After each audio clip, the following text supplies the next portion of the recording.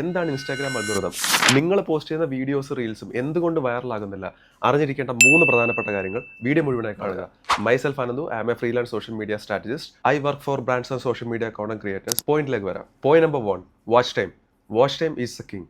ആളുകൾ നിങ്ങളുടെ റീൽസ് ഫുള്ളായിട്ട് കാണുന്നില്ല എന്നുണ്ടെങ്കിൽ അതവിടെ വർക്കൗട്ട് ആവില്ല. മുഴുവനായിട്ട് നിങ്ങളുടെ വീഡിയോയുടെ കണ്ടന്റ് കാണുന്നതിന് വേണ്ടി ഓഡിയൻസിനെ പിടിച്ചിരുത്തി കഴിഞ്ഞാൽ ഇൻസ്റ്റാഗ്രാം അൽഗോരിതം നിങ്ങളുടെ വീഡിയോസ് പുഷ് ചെയ്യും. Point number 2, engagement matters.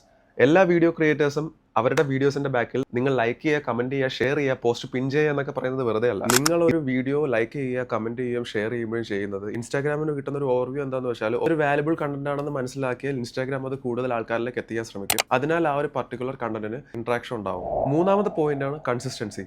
Consistency is the key എന്ന് പറയുന്നത് വെറുതെ അല്ല. ഇന്നൊരു വീഡിയോ ഇട്ടിട്ട് അടുത്ത മാസം വീഡിയോ ഇട്ട് കഴിഞ്ഞാൽ അതിന് ഒരു തരത്തിലുള്ള ഒരു എൻഗേജ്മെന്റ് നിങ്ങൾക്ക് കിട്ടില്ല. പകരം നിങ്ങൾ കൺസിസ്റ്റന്റ് ആയിട്ട് വീഡിയോ ഇട്ടുകൊണ്ടിരിക്കുക.